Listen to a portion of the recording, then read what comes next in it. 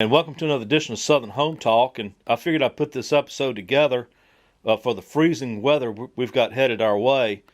And I'm hoping this will be somewhat informative to you, and maybe this will help mitigate some freezing issues for you as well. And so a lot of this is going to depend on when your house was built. Now, if you have a home that was built in the 2000s, more than likely you're going to have what's called PEX in it, and it is resistant to freezing. It still can freeze. It still can bust. It's just resistant to it. But if you have an older home built before the 2000s, then more than likely it's going to have either copper, or PVC, CPVC, but they also plumbed a lot of these homes with polybutylene, which is a gray product that's been reported to be defective. But believe it or not, polybutylene is resistant to freezing. So it may be sort of a good thing if that's what you have. But really, you should insulate your pipes if you have copper or PVC pipe, and really should probably do it for polybutylene too, especially if you have pipe that is coming up into the attic areas. Now, a lot of these houses in the 2000s were plumbed through the attic, and so you have pipe that actually comes up the wall and into the attic area, and then it drops down to services your fixtures inside the home. Well, if that pipe is not insulated where it comes up the wall and into the attic area, which you should go up there and take a look at, that pipe should be really insulated about 4 feet in, because it can freeze right there, because you got your soffit vents that can put air on top of it and cause them to freeze. So, take a look at that. But if you're on a crawl space, and if it's vented, then you can have pipes bust up underneath the house. Now, the most vulnerable point of busted pipes is really your hose bibs. That's what that is right there. That's where your hose is connected to it. Now, I would recommend wrapping them with fiberglass wrap, or they do make these foam boxes that go over that. Just make sure that that's turned off and your water hose is drained, because if there's any kind of pressure on your hose, it will cause your water hose to bust. Now, about half the homes I inspect, I cannot find the water meter because it's been covered up with soil, and because the water company has no need to go out and pull the lid on that anymore, because they can read these meters remotely, and so they get covered up with soil. And so if you don't know where your water meter is and you need to cut the water off, that's going to be a big problem. And not only that, but most of these water boxes are also full of soil, and so you need to clean them out as well. And you'll need one of these, what's called a water meter key. You can pick these up at the hardware store. They're about $10, and it slips on the valve, and it's just one quick turn and turns it off. But really, like I've said in some of my past episodes, you should have an independent main ball valve cutoff that's easily accessible, that you can just simply go out and turn with your hand. Now, let's get back to what should we do to stay prepared for these type of plumbing emergencies.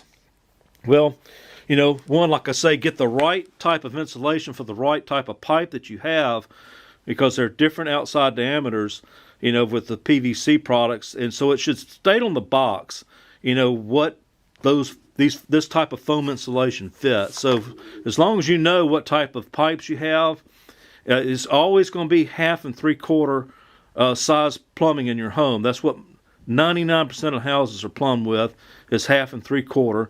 So just know if it's copper or PVC that you get the right type of foam insulation. Now, if you're going to make plumbing repairs to this plastic pipe, including PEX, I recommend getting this type of cutter. They're about $12 to $15, and it makes it really easy to cut this pipe. And I know you can use a hacksaw to do it, but you might not be able to access the area to make that cut with a hacksaw. So that's why I would actually have one of these. And I would also have tubing cutters too, if you have copper pipe, and they also make a short one of that as well. But the main thing is, you want to use basically, for homeowners, what I recommend is what's called a shark bite fitting. They're kind of amazing product, and they're real user friendly too, because they just slip right onto the pipe, and that's all you have to do. There's no gluing, there's no soldering. It just slips on the pipe and it's fixed.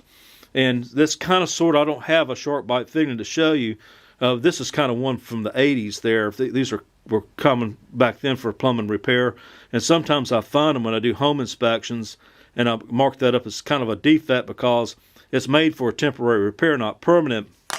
because you'll see like this rubber, it's got a rubber O-ring, and so what happens is this gets brittle and will eventually fail. It'll just dry rot. But I don't even know if they still make these or not. But this threads right over that. But the shark bite fitting, there's no threading; it just slips right on. But I would have several fittings of those. In other words, if you're going to get couplings, I would get 3 half-inch couplings and 3 3/4-inch couplings, because once you slip that on there, it won't come back off, and you might want to have a couple of backups of that in case you need to make some backup repairs. And I'd also recommend having some pipe on hand too. They may sell this in lengths as short as 5 feet, but if you even have to get 10 feet of it, I would keep it, because you might have to replace some pipe as well.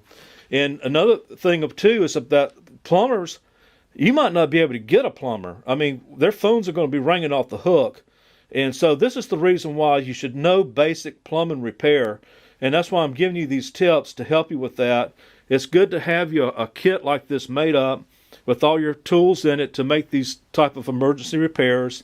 And like I say, the shark bite fitting is probably the path of least resistance for most homeowners. Is that you just simply slip the fitting on there. You may want to clean the pipe up a little bit, but you also want to make sure you fully seat it too when you push that shark bite fitting on. And so I would probably have couplings in that, maybe caps. That's what they make. I think they make a cap in that, because you might want to cap something off. You may even want to put a valve. They make a shark bite valve. So you say, well, this would be a good time for me to add this valve to it. Now, it's kind of subjective about the longevity of these shark bite fittings, because they're kind of sort of like this one here. It actually depends on a rubber O-ring. And so who knows how long the O-ring is going to hold, because all rubber products, have a tendency to want to dry rot. But, they are pretty common, and I've used them before, and they are relatively effective. Now, you'll see up here I've got some Teflon tape, and that's actually plumber's paste. And the reason why I put them two together is I recommend you use the paste over the Teflon tape, because that tape has a tendency to want to turn with the fitting when you put it on there, and especially if it's not put on there the right direction, but it can still do it even if it is put on the right direction. So that's why I would use the paste. It works better. Now this says, what's this paint doing here? Well, I figured I'd put that there to remind me to tell you that if you have any aerosols of any kind, if they're outside, they can bust, even in your sheds. So you might want to take measures to put them in a place where they won't freeze and bust. Okay, well, that kind of covers that. So let's just go on outside, because there's, if you have plumbing above grade, drainage plumbing too, you may have to protect that as well. So let's just go take a look at it. But before we do, I'm going to go ahead and show you this. These two pipes are going to a water heater on the outside of the house, a tankless water heater. And that water heater closet actually has some valves inside of it that will absolutely bust if they're not protected. So if you have a tankless water heater that's outside, you need to take provisions to protect the valves that are inside that closet, and even the pipe that may be inside of there as well. So let's take another step in here and look at some drainage plumbing that you may have to protect as well, especially if it's above grade. So what we're looking at right there is what's called a P-trap. And there's water inside that trap. And what that water does is prevent sewer gas from coming up inside the home. Now this is actually servicing the washing machine upstairs. So if that was to freeze and you was to run your washing machine, well, it would back up and flood your flooring. And so any traps that are exposed to freezing weather, you probably should insulate them with some wrapped fiberglass like this here, like I've got these pipes wrapped with. Now, if you have an outdoor sink like I have, I actually have cut-off valves for that. And that's what I've done. I've actually cut those valves off and have opened up the faucet up there to relieve the pressure on that. So it'll still bust even if the water's off if you don't relieve the pressure on it. But this is a good example to show you the difference between a ball valve and a gate valve. This is a ball valve, and look how easy it is to turn and shut off. See? That quick. Where a gate valve, you have to turn it And the problem with gate valves, they often will leak past the gate.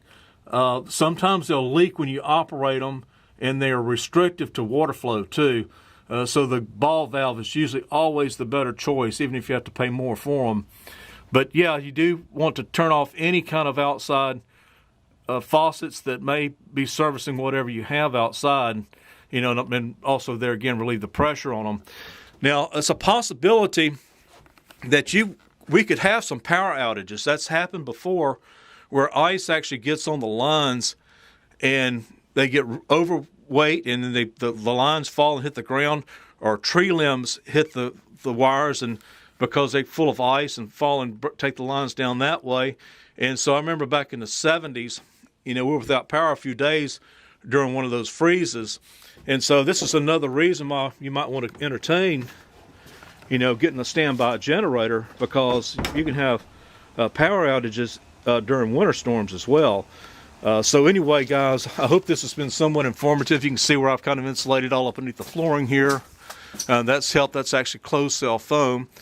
Hope it's been informative. Stay warm.